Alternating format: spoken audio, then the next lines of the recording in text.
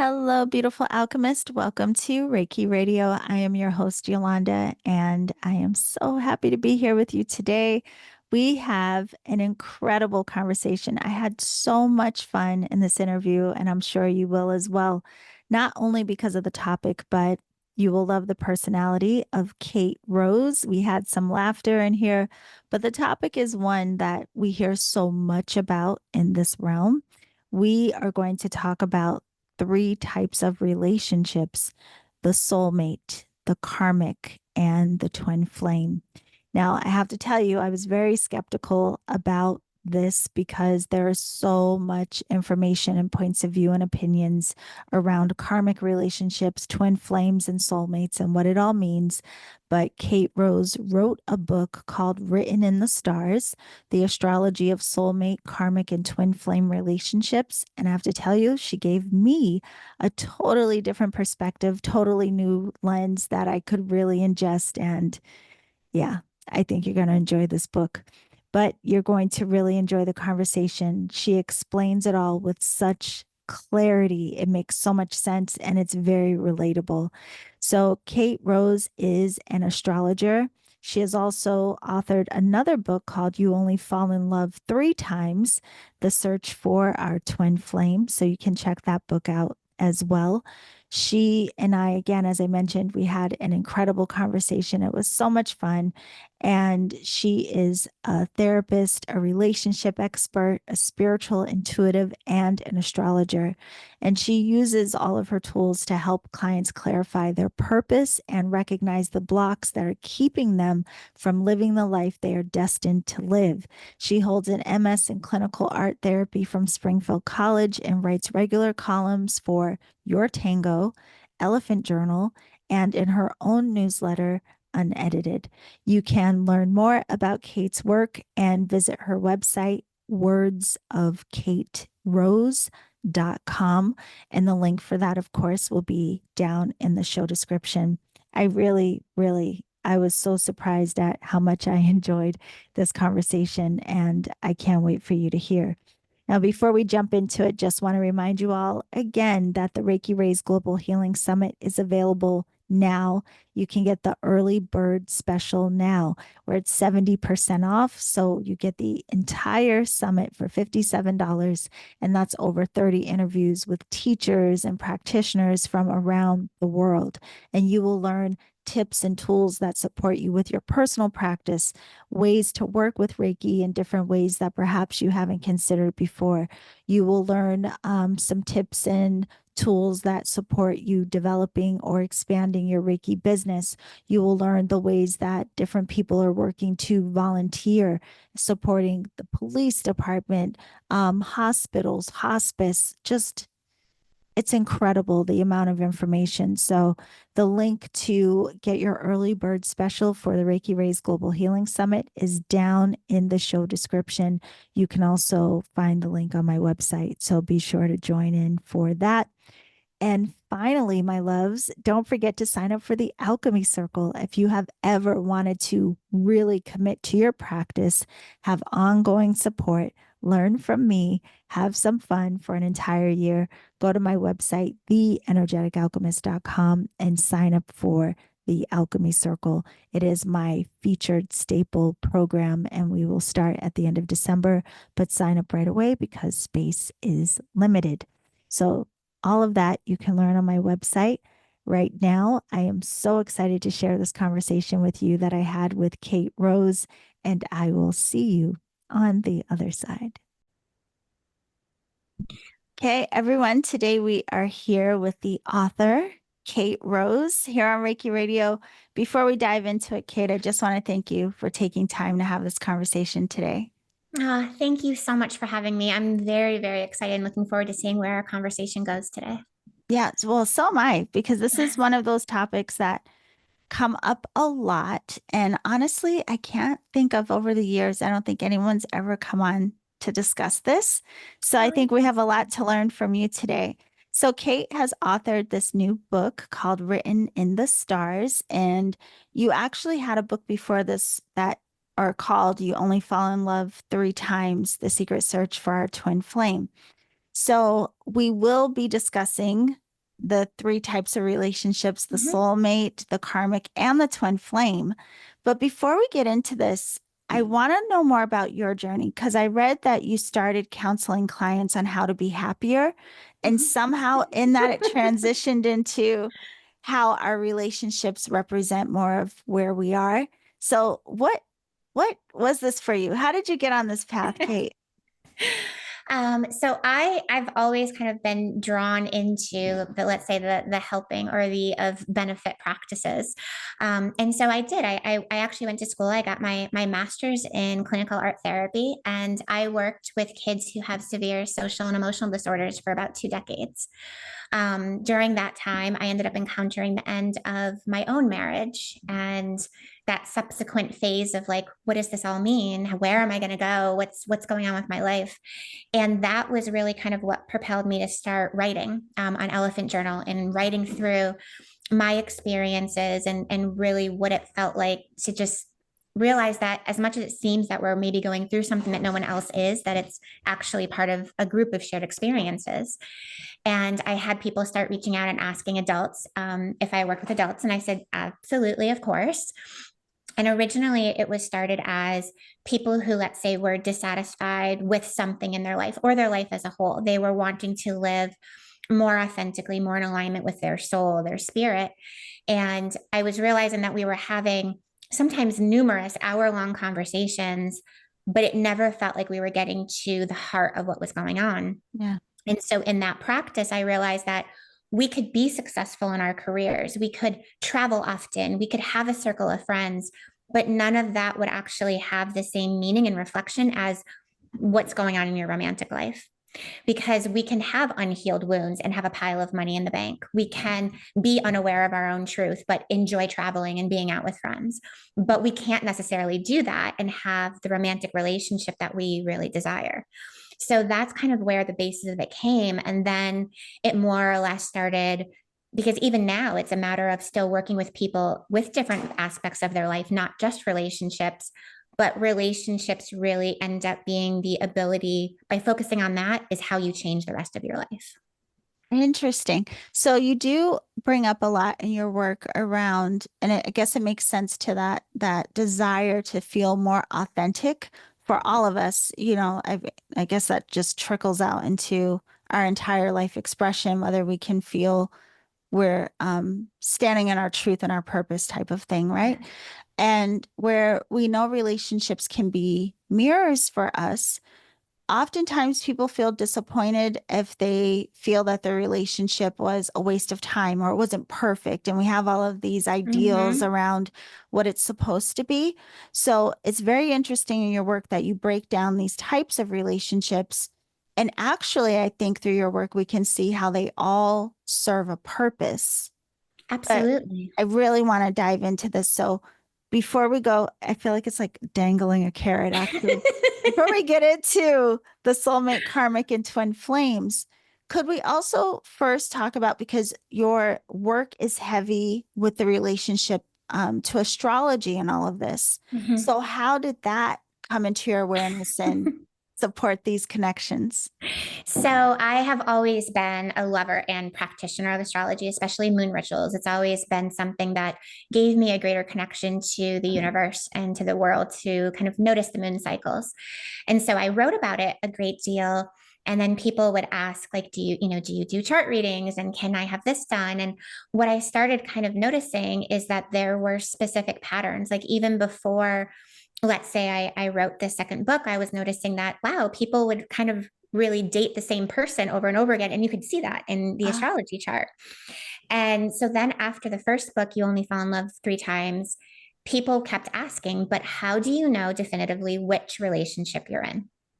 And we should say, or could say that in some senses it should be self explanatory. But when you're in the middle of a lesson and you're having all of those feelings of love or confusion or chemistry, it can be really hard to sort out like, what am I feeling? And is this something that is healthy or is this something that's meant to last forever?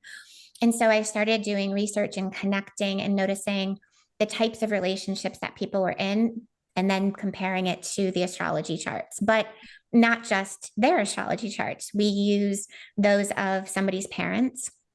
themselves, and then the past, current, and any, let's say, prospective romantic partners. And by being able to lay those charts out together, you're able to actually see one, let's say, relationships with a parent that might have been more problematic or more challenging. And then inevitably, that's the relationship that ends up really reflecting in a lot of the karmic relationships. Yeah. And so because it's people are always craving one, my kind of goal that I have in my head is let's make everything as simple as possible. Everything feels challenging and difficult, so let's just make it simple. Yeah.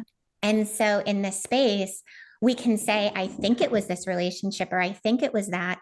But the confirmation that it gives us when we can actually just see it right on paper in front of us with the astrology chart, either soulmate, karmic, or twin flame, I think not only does it speak to what you had said about nothing is wasted, nothing was wrong or a mistake, because it all served a purpose. And it gives us that confirmation, I think, to believe in ourselves and our decisions moving forward.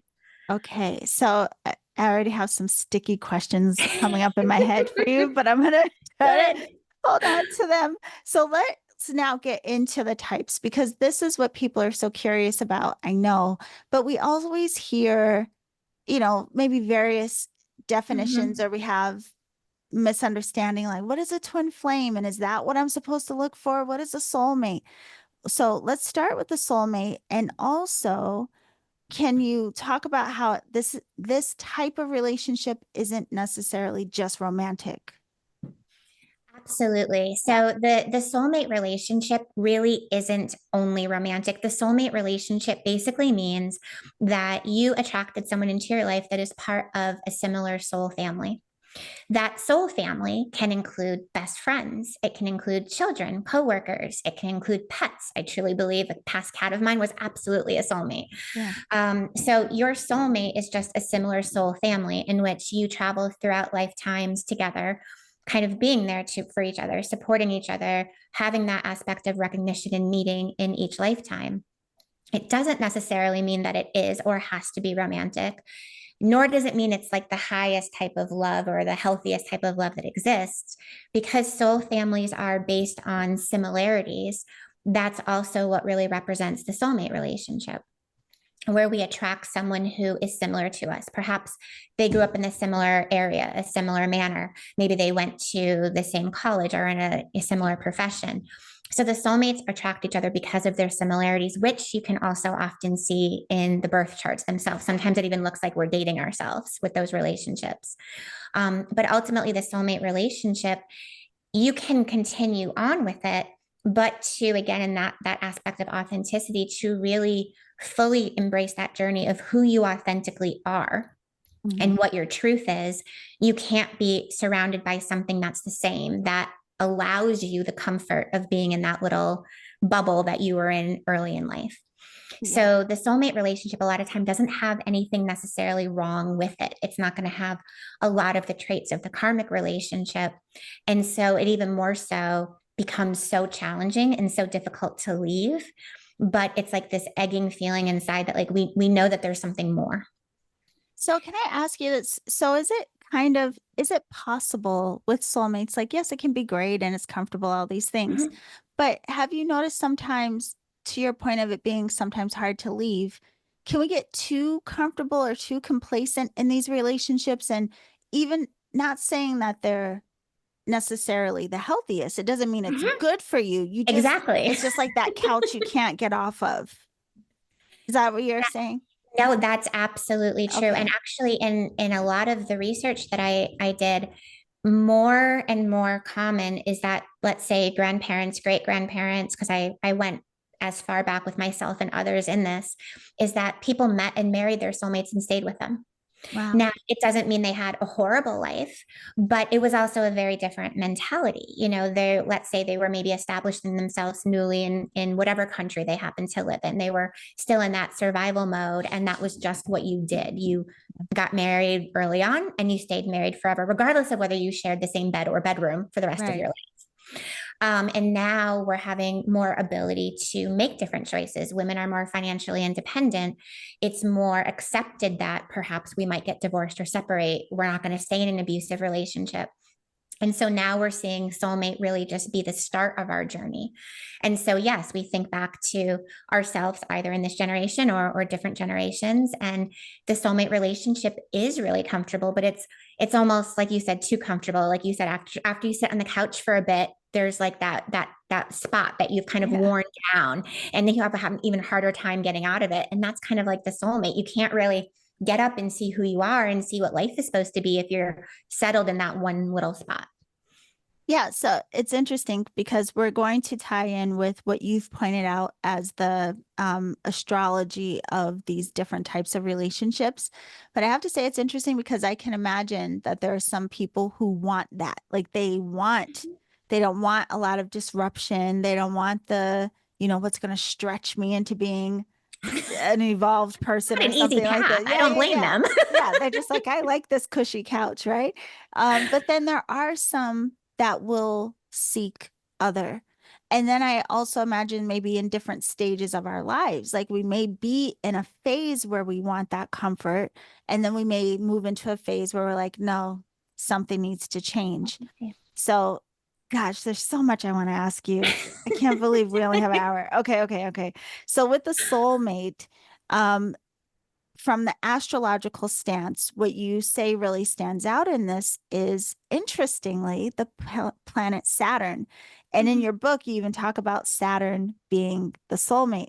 So could you tell everyone, first of all, some characteristics of Saturn, what that planet represents, and then how this ties into the whole soulmate connection? Absolutely. So Saturn is actually one of my favorite planets, but it's not most people's. So I love Saturn. Its kind of nickname is the Lord of Time and Karma.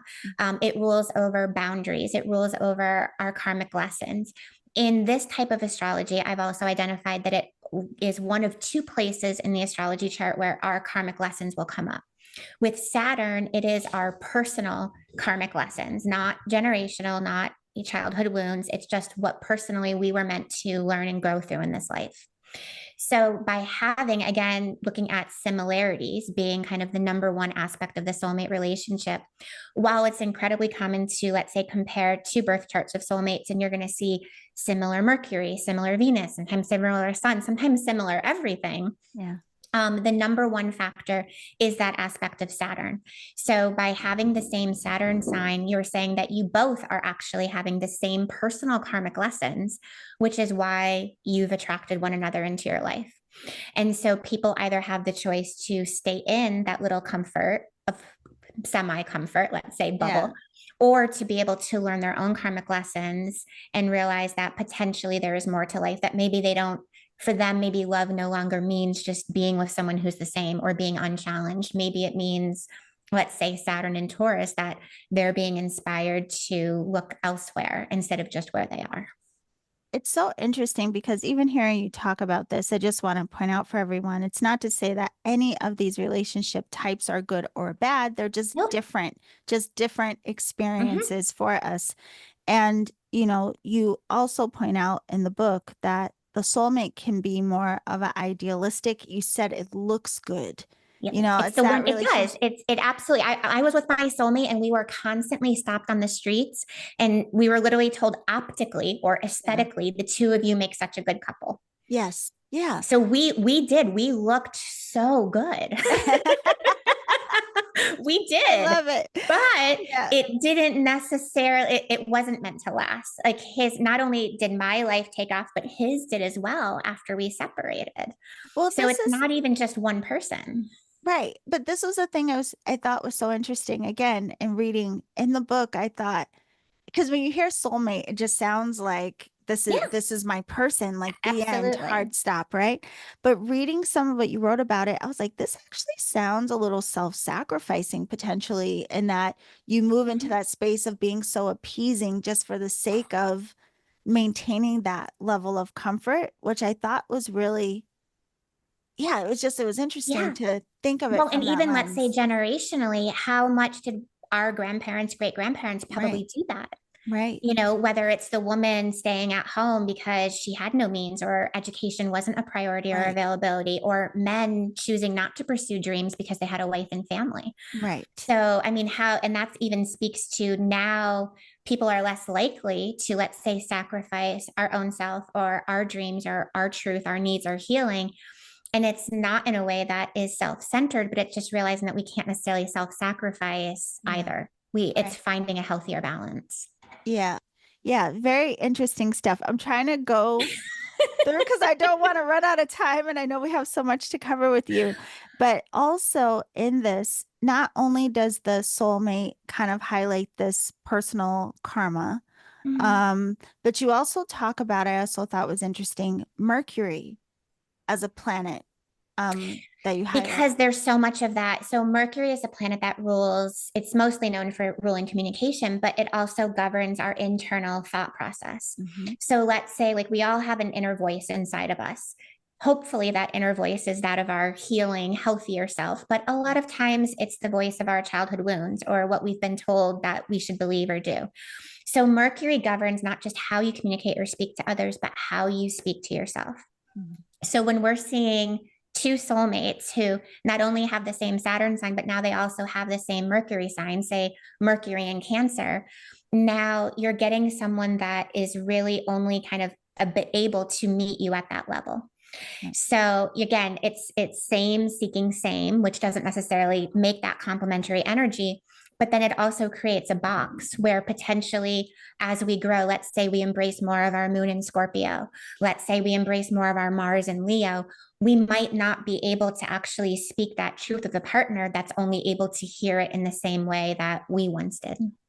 Yeah, and it's interesting you bring up this whole idea of we hear a lot opposites attract, but then we also tend to seek commonality or seek Mhm. similarity. And not just in romantic relationship, but you think of, you know, even in friendships or how people Absolutely. decide, oh, we could be friends because we both like pink shoes, like something, anything that we I can have a find. preteen, so yes, I agree with that. I Yes. hear that. So it's interesting how we seek commonality almost like to validate Yes, ourselves in some ways, but then mhm, also how the opposition can lead to so much growth for us, which these other relationships will reveal. So we it have does. the soulmate that's a little Mhm, cushy. Oh, it's so mhm. sweet. It looks good. That's nice. Um, I love how you said that. but you also mentioned that Saturn helps us to accept what's most Yeah. challenging. So I mean there is a lesson within the soulmate connection. But then we go on to the karmic. So Mhm. karmic relationships, just in the title, kind of makes you go like, ooh, ooh, like what Ooh, yeah, yeah, right. what's Like, going to happen here? Yeah. But I love that you mentioned that there's a lot of focus here on that inner child healing and where we are seeking some validation or someone mhm, to let us feel worthy. So, could you talk a little bit about this hard love that you call it and yes. how it can be like an emotional roller coaster for us? So the karmic relationship is usually often called into our lives when we're done with the soulmate relationship. Because each of these loves aren't just about, let's say, the phases of romantic development that you're going through, but they also really symbolize the three different phases of human development as Mm, well.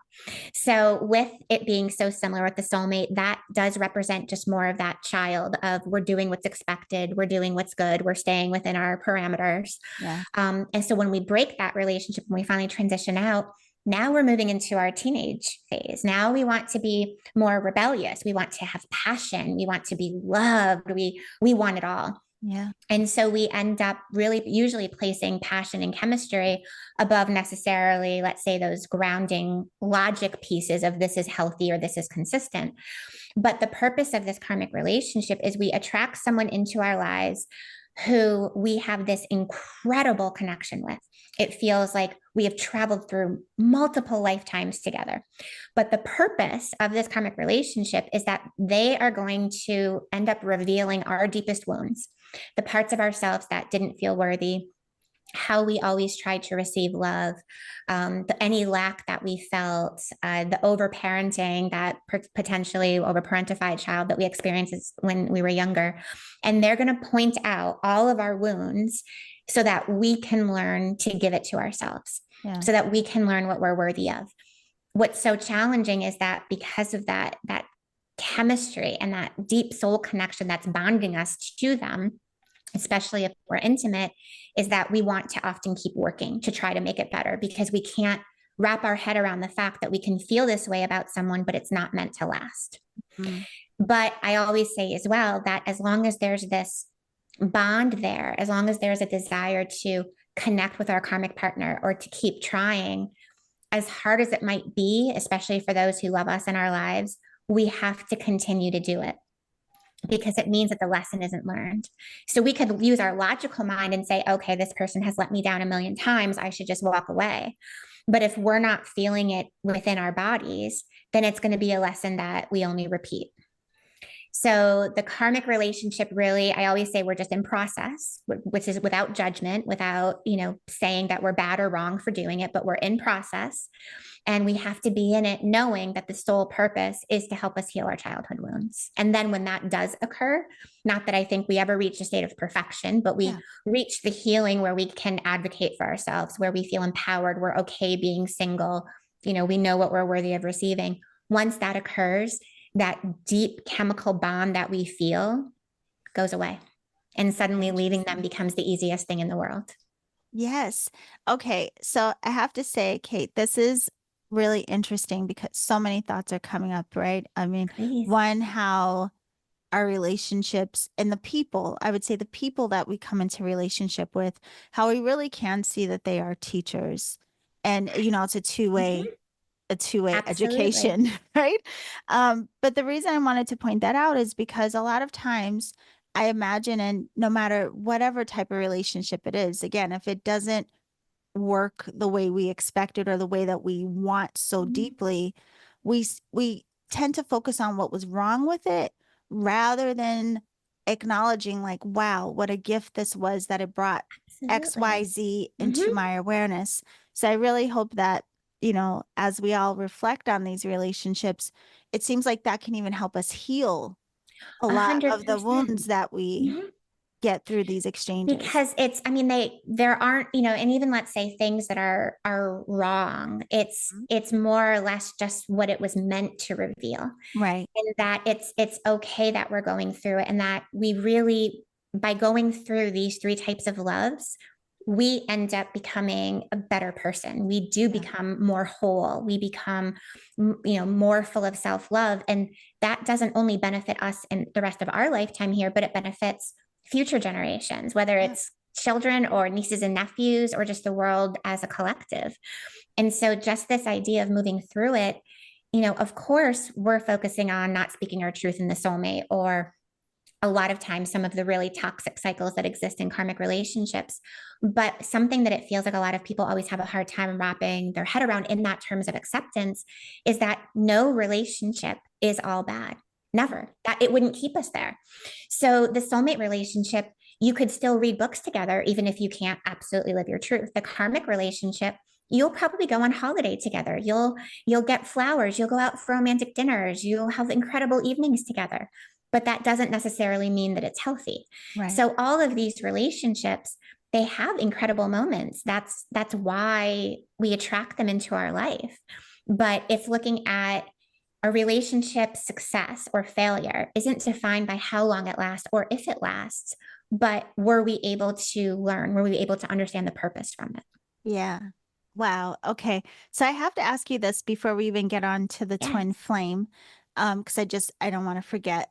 But I have seen a lot of times we try to say make a karmic a soulmate, right? Or people will be in a particular type of relationship and think that they can change the dynamic of it into being another type of relationship. Can Yes. you talk a little bit about what? Yes. How do I even phrase this? Yes, but yeah. So can we talk a little bit about maybe accepting relationships for what they are and having Mm-hmm. some appreciation for that. And is it actually possible that a relationship could evolve into a different type? So thank you for that. And I love that we both started laughing. I feel like we had a communication there through the Yes. laughter. Yes. Um, so usually, yes, people will always want to make, bring in that karmic passion into the soulmate, or a lot of times, most of the time, people want the karmic relationship to be their twin flame. Yes. So, in reality, because each of these relationships really reflects a different phase of your own development, we can't necessarily have them all in one person, because then we're also saying that our growth and lessons and wounds are exactly mirroring another person at exactly the same time. But usually, only when we're in the karmic relationship do we actually wish that it was something different. And that actually represents our childhood wounds. Mhm. Because if we had moved out of the karmic relationship, even if we're single before the twin flame love, or healthy third love, as I call it a lot, we're at the point where we no longer wish that the love that we felt, immense, maybe love and joy, but also pain, no longer are we in the mindset that we wish that could be different. Yeah. So these relationships, they really are three separate relationships. They do not represent, three phases of one. There was someone I recently spoke with, and she had reached out and literally said, "Can you have all three in one relationship?" And so we did her astrology Yeah. of her parents and her past partner. And we put it all together. And no, it was just that they had the same rising sign. So there was like that connection and similarity, but everything else was a mirror image of a karmic relationship from what she experienced as a child.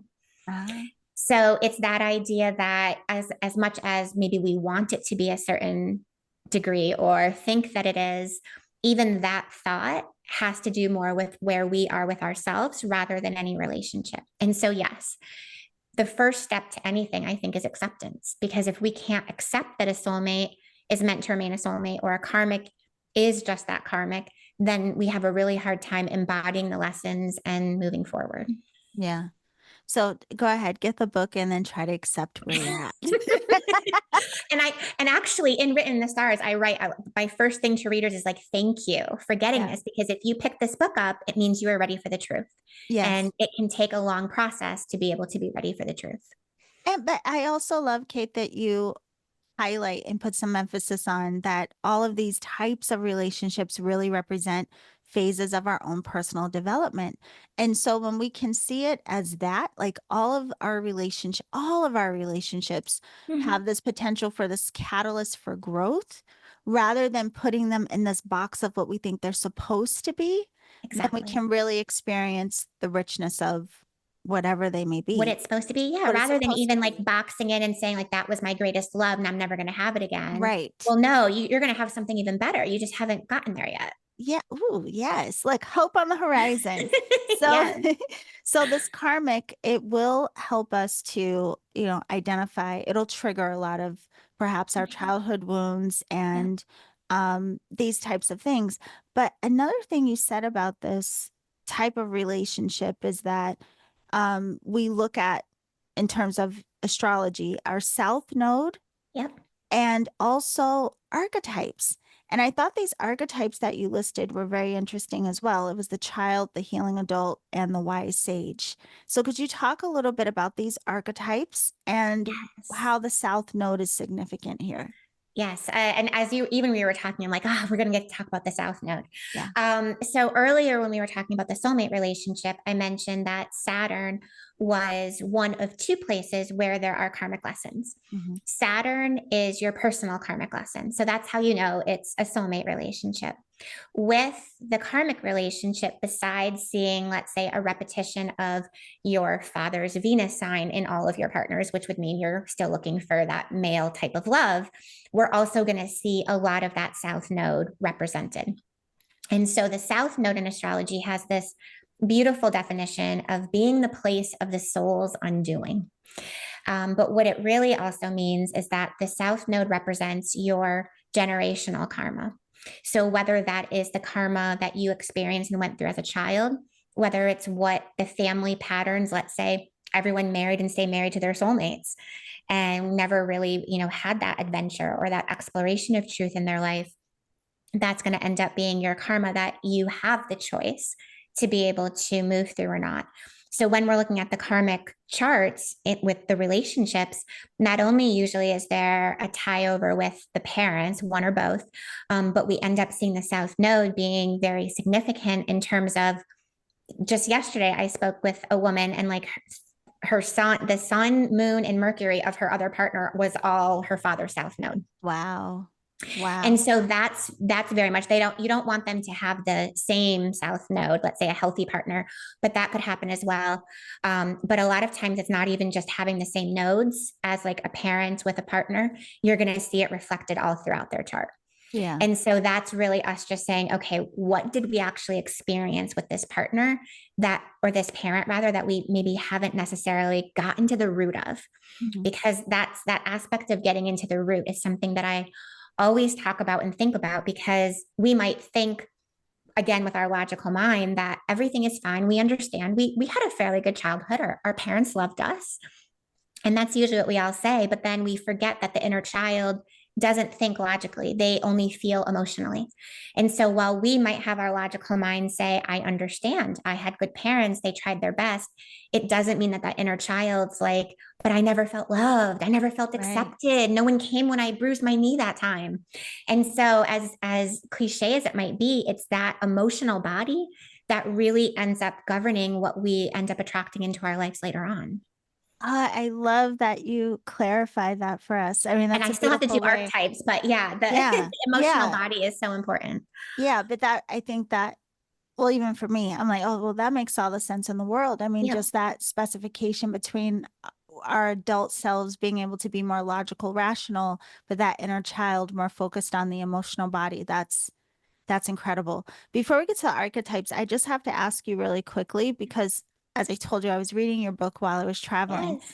And I always, so my north and south node are on that Libra Aries axis. And I always forget which of the symbol, so the one with the feet Yep. down, is that north or south? South is down and South north is node is down. up.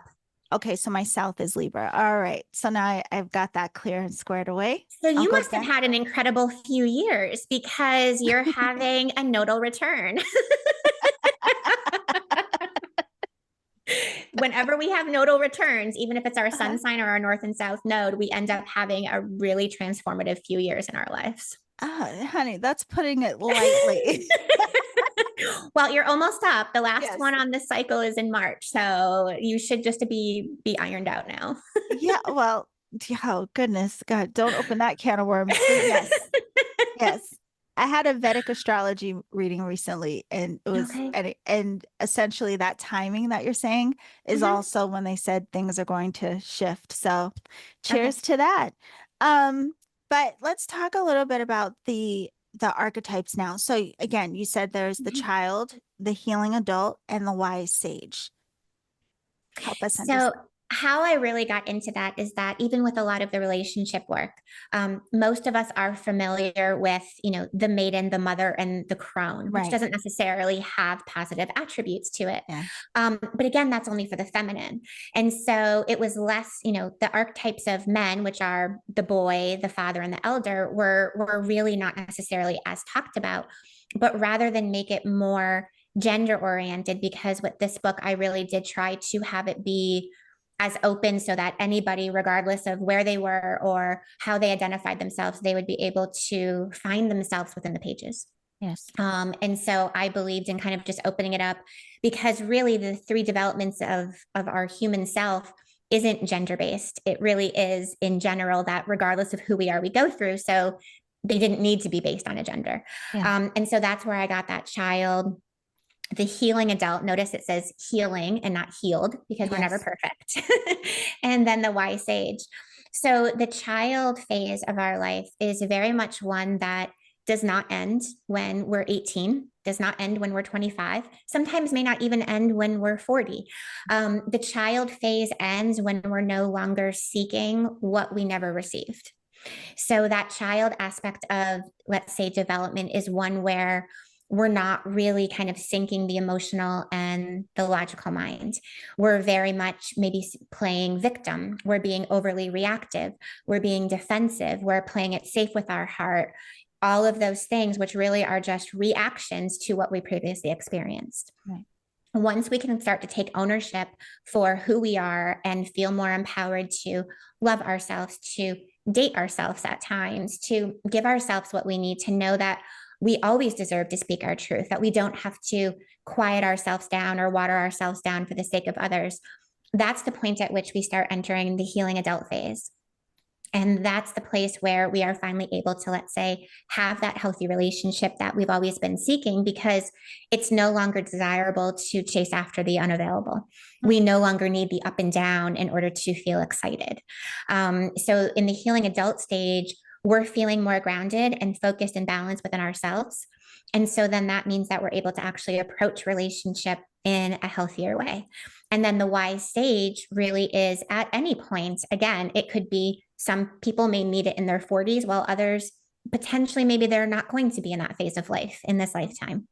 And the wise sage is just moving through the child, the healing adult, and also trying to open it up to be able to, whether it's your personal circle or others in the collective, but sharing your message. Yeah. And realizing the value of time and slowing down and not necessarily feeling rushed about to do or be anything, but realizing that we are as we are is enough.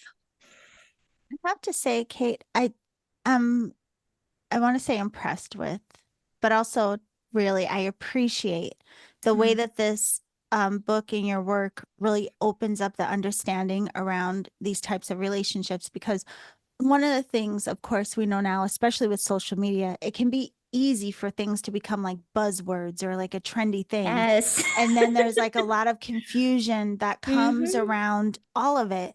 And sometimes we get so caught in wanting to attach to what sounds good rather than what's true. And Yes. so I just want to say Mm. I appreciate everything you're saying right now that you're sharing, but the book itself, you mentioned this earlier. It's like, let's just be honest about what all this is, what Yeah, these relationships exactly. are, Yep. but also seeing the benefit, even in the parts that may be a bit uncomfortable. It's to our benefit. It is. I mean, Yeah. there's nothing, the truth we have to maybe accept, and we have to go through a process to accept it. Mhm. But anything related to the truth is always for our higher benefit. Right. And usually it's actually our wounds that make us not open to truth because we're afraid of what it might change or how it might challenge us. Yes. Tell them, Kate. This is good stuff. I Okay. love this. I know, me too. I do. I do. And it's interesting. I have to tell you this. I have to be so honest, because there was so much stuff about, especially twin flames and like Mm-hmm. seeing the documentaries and all these things. I was like, I Mm-hmm. don't even want to know. I don't even care. Like, don't ask me anything about a twin flame. You know what I mean? A Yes. hundred percent. Well, even in the book, that's why I say Yeah. I struggle with even calling it a twin flame, because Yeah. there's so much negative, unhealthy attachments to this word, which Yes. is actually based on our childhood wounds of wanting to feel Yep. special and unique. Yes. Yes. So then again, like I said, I mean, I really appreciate the way that this work is like creating a pivot for us to say, okay, what is this really about? Yeah, What let's is let's this real? call it as it Yeah, is, right? exactly. Yes. So speaking of, I feel like there should be a drum roll here. I do too. We are going to talk about twin flames, what they actually are, and the astrological points that really highlight some of the connection here. I have to tell you too, I'm reading your work. The idea, that saying people say like season, reason, and lifetime. It Yes. felt like that's what this was. Like, oh, soulmates, they may be a season, and with the Yep. karmic, there's a reason, and then twin flame, maybe a lifetime. Yeah. So just to Exactly. give a little back recap really quick. Our soulmates, there's a similarity. Our karmic, there are lessons, but there are blessings in the lessons. And now Mhm. we move on to the twin flame, where there are complementary differences, which I thought was so interesting that you emphasize complementary. Tell us all about it.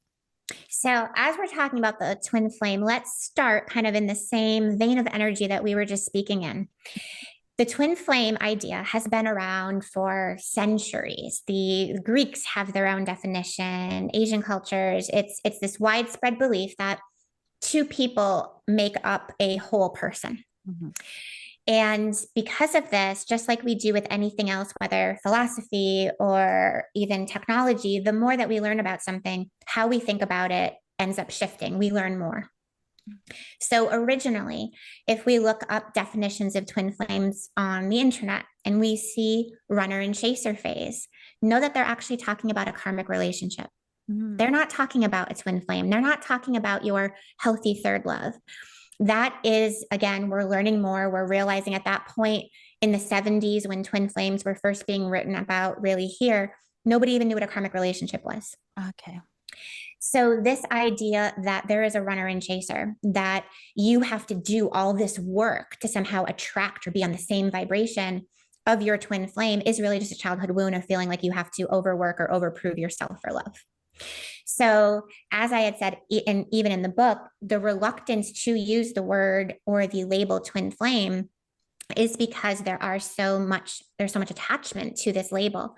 Mm-hmm. And people even saying, well, I'm in a healthy relationship. I love my partner, but am I going to be any less because I don't think he's my twin flame? Or it doesn't show that he's my twin flame? Absolutely not. So opening up this definition, this love, from being a twin flame to being your third love, to being a healthy love, to being a divine love, I think sometimes creates a healthier perspective because, again, the third love comes when we are in our healing adult phase as well. So this relationship many times will come after we've gotten done with the karmic relationship. And usually after the karmic relationship, we actually want to be single.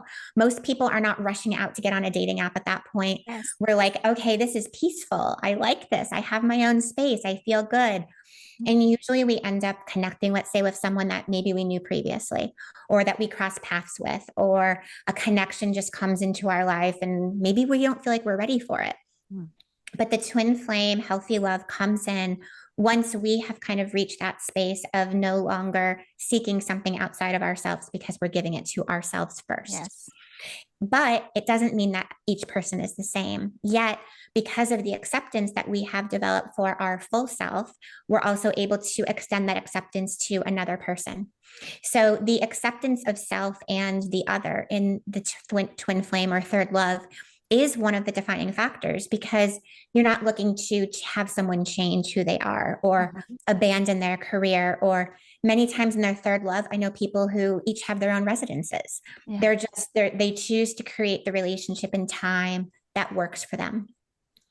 With the twin flame, a lot of times what ends up becoming most important in the astrology chart is that you're seeing the representation of the North Node, not necessarily with the North Node, but with another aspect in their chart, like Venus or Sun, as well as the same rising sign, which basically means that while each of you might be complete opposites in all of your other astrology chart, you're seeing this aspect of the future and this overall energy that is the same. So it basically means that you and your third love might have different paths to go, but ultimately you have the same destination that you hope to reach in your heart. Yes. And because you're in that healing adult phase, we're not, nobody's ghosting anybody. Nobody's projecting or blaming. Sometimes really honest conversations about triggers or how we're feeling or what we need from the other person. But both people are at this space where they're open. They want to learn. They want to learn how to love better.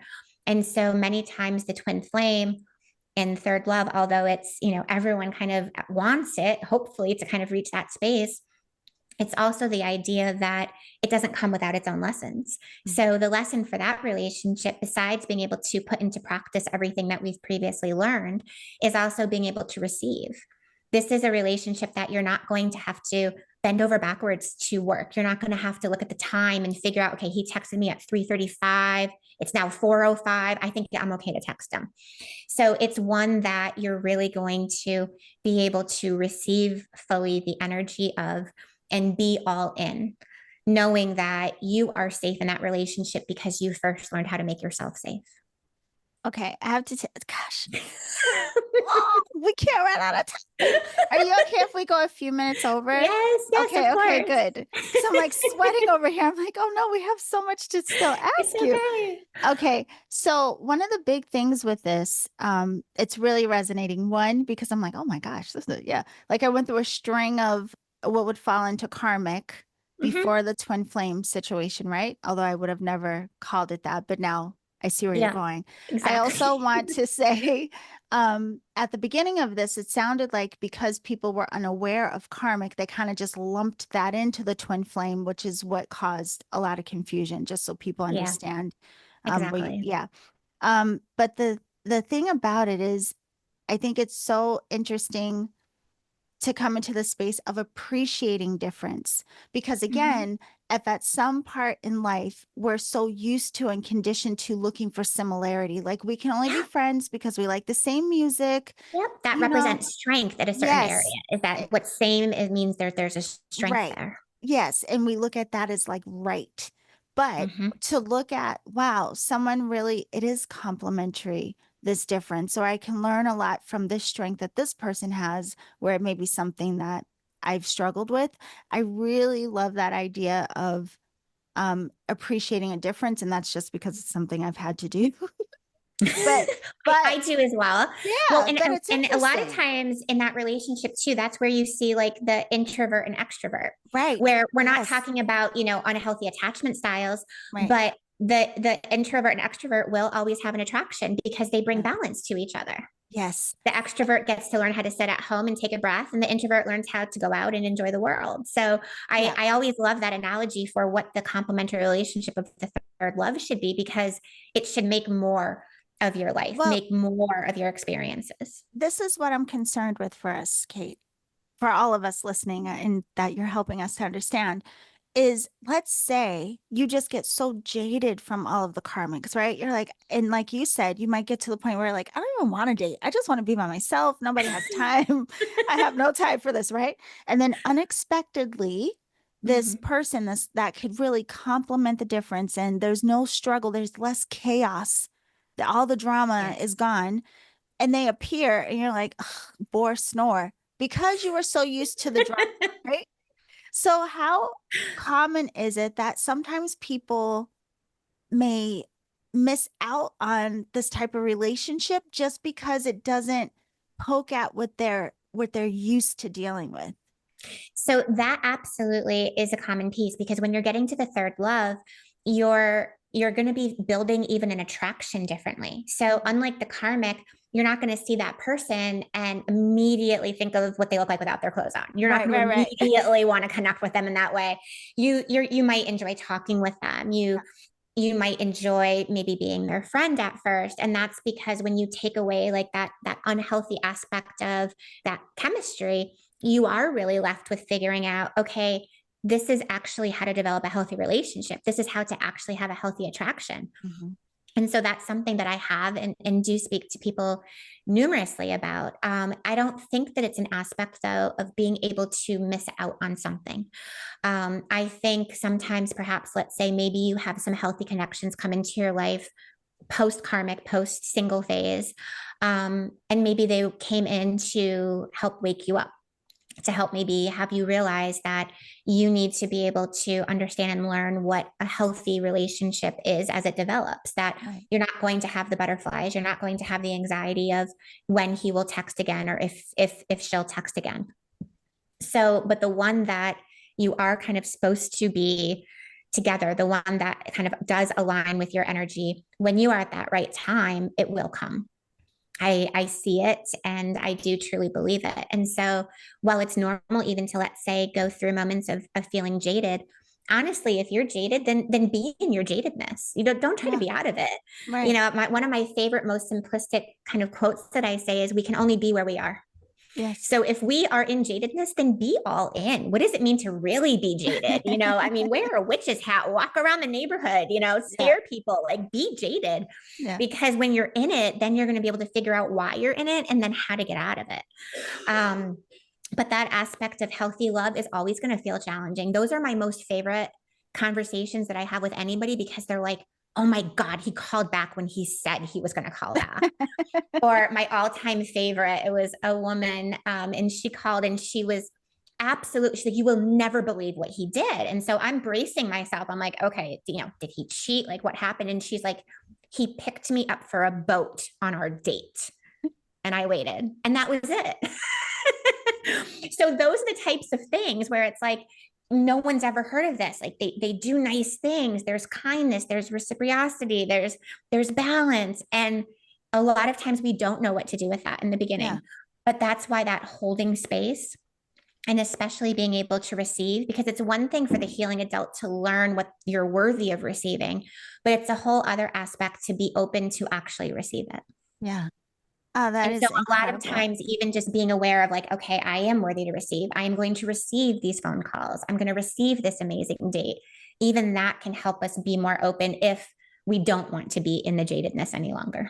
Yeah. Yeah. Okay. So I do want to get into the astrology connections with this, but just curious. I mean, now that we've made it to this twin flame discussion, like, is it kind of not entirely, but loosely in some way, it kind of feels like it could be the previous combined but in a higher octave, like the higher octave of soulmate meets higher octave of karmic, and then you have this situation that is then it does have some comfort, but then Mm-hmm. again, it's going to have its challenges. You're just going to deal with them differently, like perhaps like a Absolutely. healthier version of the previous two if they got together and now. Yeah, because the karmic relationship, I mean, people always ask, one of the things everybody's mind is, will I ever have passion like that again in my life? Hmm. And, the reality is yes, but the twin flame teaches you that what does the healthy passion look like Yeah. without, the wounds of our childhood bonding us, Yeah. or, that cycle of unavailability, or I can't have this person, but now suddenly I can, which makes everything feel more intense. Hmm. So it is, we do with our third love, we do feel like we've known them forever, and we have. It's just not a matter of us not being whole without them, which is kind of like what we said the original writing was, where we were really taught that we were not a whole being unless we met this other person, Hmm. which then kind of just perpetuates that idea of childhood wounds, that we need someone else to be whole. We need someone else to feel loved. When really the entire idea behind all of these relationships, and even the idea of self growth and healing, is to be able to learn how to fill our own cup first. So that way, anything else, we're only going to be benefiting them, and they'll be benefiting us. Perfect. Thank you so much for that. See, I Oh, knew, great. I knew after reading this book, I was like, we're going to learn so much from Kate Rose today. I love And I have to this. tell you, I mean, honestly, I was like, when I was reading in the airport and I'm bending, I'm like, I don't even think I'm looking for my twin flame because they don't really know what that is. I love it. I don't think anybody will mind that you bent it over like that. Yeah, yeah, yeah. No, but it was so good. It's so good.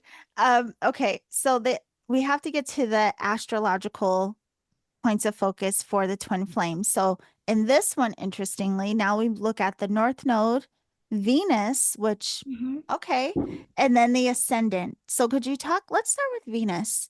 How does this really tie into this energy? So, Venus historically is known as the planet of love and beauty. It also represents finances, house. It's a very lucky, abundant planet.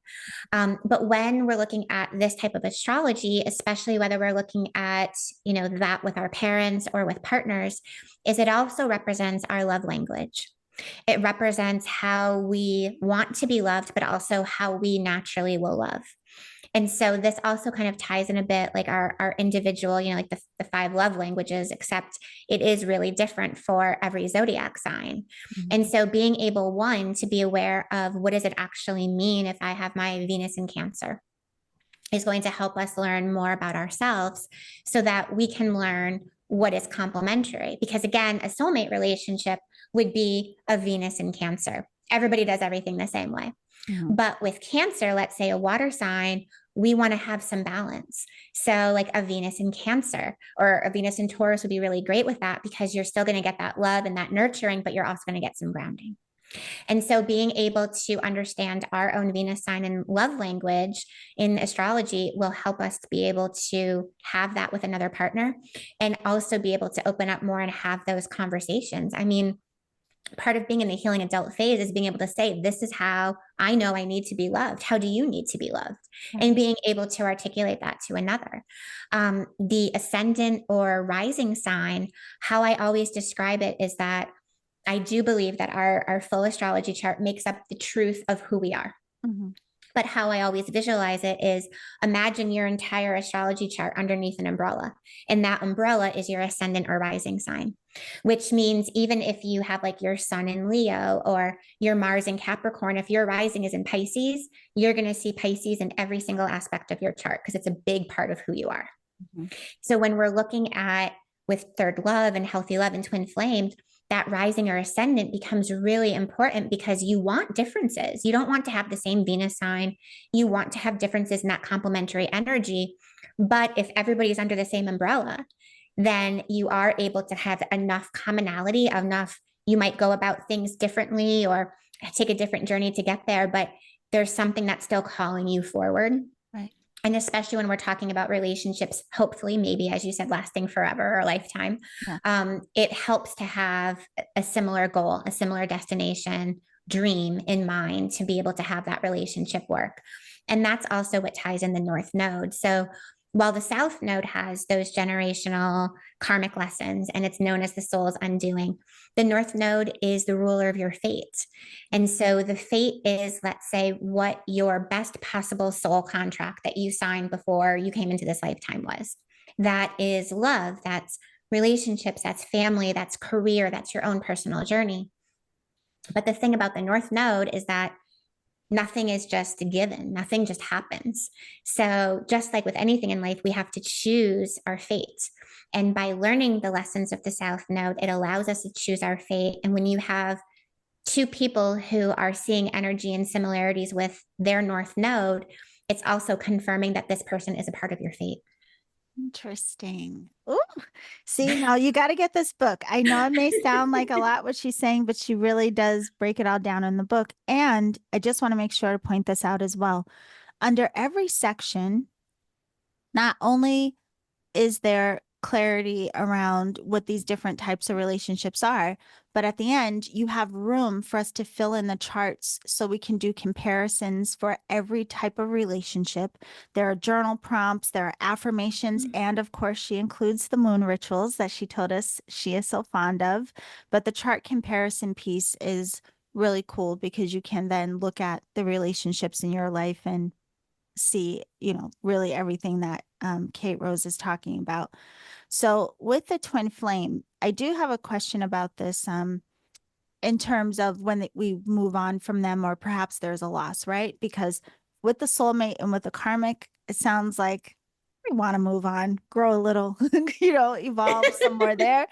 But with the twin flame, if for some reason something does happen and these connections are broken, or if there is a loss, Mm-hmm. you know, Absolutely. have you found that people have a a hard time finding a reconnection again after that type of experience? Is it harder for people to bounce back? Actually, it seems like it's been easier. Wow. Wow. So there's been a couple people that I've spoken with, various ages, but who their person and looking in the astrology chart and just based on what they describe of the relationship, Yeah.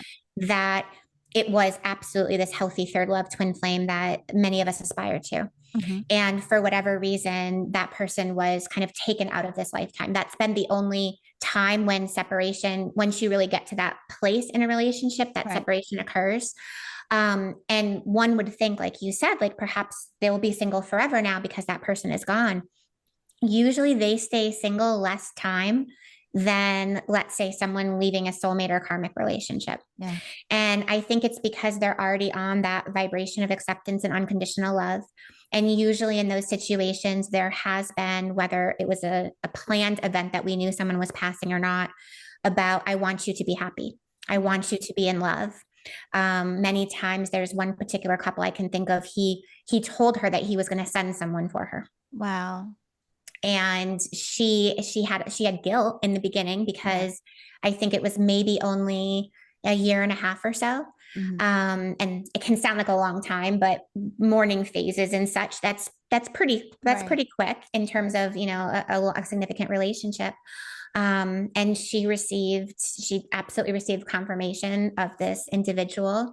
And so I think it's because of where we're at with ourselves in our life at that point, regardless of unfortunate, the age at Right. which it happens, that we're actually more open to love because we fully understand more about what love means. Yes. Ah, that's beautiful. Good to know. That is really, really beautiful. So, there are a couple of other things about you and your work specifically that I want to make sure everyone knows about. And just to let you know again, there are two books that Kate Rose has authored. The first one, again, is called You Only Fall in Love Three Times: The Secret Search for Our Twin Flame. But this most recent book is Written in the Stars: The Astrology of Soulmate, Karmic, and Twin Flame Relationships. So, read both. Um, however, you also have where people can work with you individually, and you Mhm. really do like to help, coach people through all of this. You Yeah. are a spiritual astrologer, a life coach, a relationship expert, and you also have couples sessions. So could you talk a little bit about how we can work with you, Kate? Absolutely. If anything resonates in that way with people, or if they'd like more information, they can find that on my website at wordsofkaterose.com. The one thing, especially with couples, is I ask that each person messages me. Yes. No one person can take the lead in that, to be able to make sure that everyone's coming because they're consciously being drawn into it. Yeah. Oh, that is so good. I was actually going to ask because I'm sure a lot of people probably come to you like, hey, can you read me and Bob Yeah, instead of, exactly. like, does Bob have to be on board for this reading? Yes. I mean, I'll do a reading for someone, but if someone Yeah. actually wants to say, like, let's say counseling together, many times it is the woman that I hear from. And so Yeah. I just say, I just have your person. I'll even give my number. Have them send me a text or even an email. But I fully believe that for anything to be of benefit, we have to consciously choose it or seek it out. Yes. Beautiful. That is beautiful. And then you also have an upcoming workshop. And even though we don't have a specific date yet, I'm going to make sure this airs before that happens. So could you just tell us a little bit about what this gathering will be about, and can anyone come in even as, like, a novice? Who can come? Absolutely. Well, the Written in the Stars was really written for people, let's say, that maybe are just accustomed to reading their sun sign.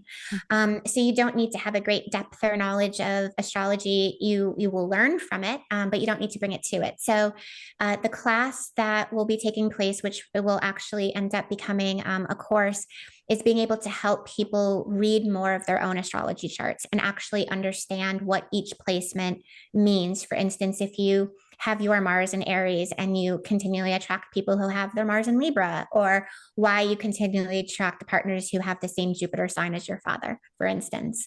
So it's going to be able to give more information on exactly the specific transits and the placements of everything in astrology, so that you can end up finding more meaning in your own reading.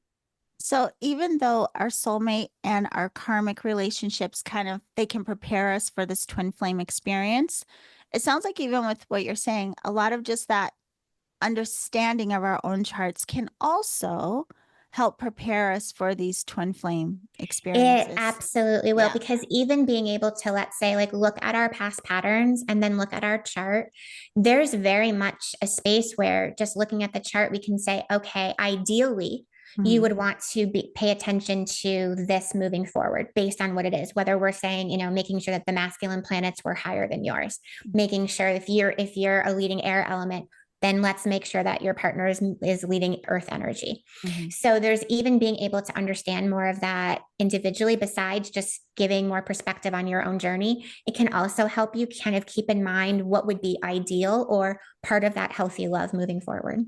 Beautiful. Thank you so much for that. Gosh, again, we could have been on here for 2 hours, you and I, Kate I Rose. was Yeah. thinking that too. Thank goodness. Might have to change the format of this podcast. But in any case, speaking of podcasts, that's what I wanted to ask you about next. You do have a podcast called Soul Gold. Could you tell us a Yeah. little bit about that and where we can tune in? Yes, Soul Gold with Kate Rose is on Apple and Spotify. And the basis behind it was being able to talk about all of that we go through in our life, our healing. There's aspects of relationships, aspects of how to actually heal our inner child wounds in a way that makes sense for people.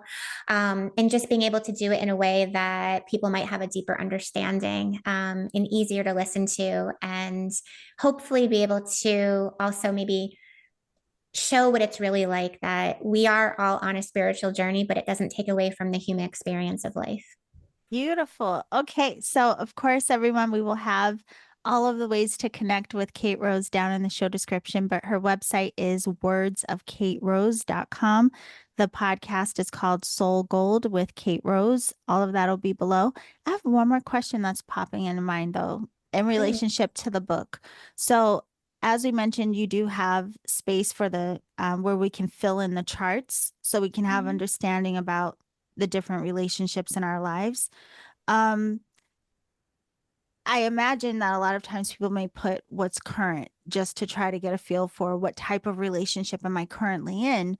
But I imagine we could use these charts also to look at the relationships that we're not in anymore Oh, to absolutely. understand them and then say, oh, that's what this was. And again, contribute to that healing and acceptance of whatever you might still be mad about.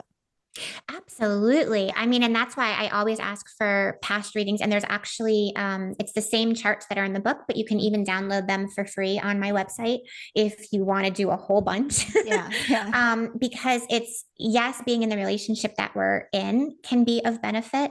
Mhm. But no matter where we're at on our journey, whether we are, let's say, if we're like, I 100% know I'm with my twin flame and my third love, or, if we're in that phase where we want to be single, looking at our parents and looking at our past relationships, that always ends up serving a benefit because it always ends up revealing something that perhaps maybe we weren't necessarily aware of, or that it was as important on our journey. Right. But more than anything, it also gives us that confirmation, Yeah. which goes into that aspect of self acceptance and trusting the journey and knowing that nothing has been wasted, nothing has been a mistake. It has all served a purpose, whether Yes. because it led to this moment or because you have hope that it will in the next.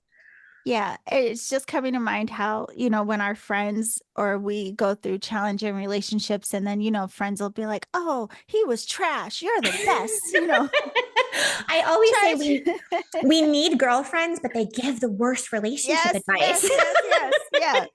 Or rather, we can really look at this and see what the true Mhm. understanding or the lessons may have been and then grow from there. And as you say, like these relationships overall, they really do help us to evolve and to get to know ourselves better, which is a Yes. gift within itself. So I have to thank you so much, Kate Rose, for coming and having Oh, this conversation today. thank you so much. As This I is said, great. I could have spent all afternoon talking with you. I know it was so much fun, and we hope that you enjoyed it as well. Check out Kate Rose and her work. All the links are below. We will see you very soon. Bye for now.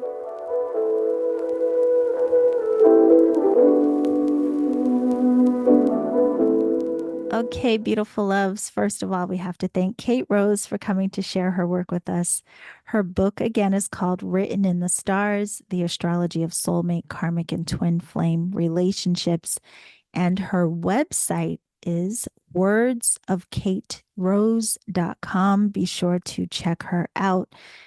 I hope you enjoyed the conversation as much as I did. I felt like I learned a lot. We had a lot of fun. That's the way I love to do it. So, again, check her out. Check out Kate's work at wordsofkaterose.com. And don't forget, my loves, if you are interested in Reiki, a Reiki practitioner, or a teacher, you do not want to miss out on this year's Reiki Raise Global Healing Summit.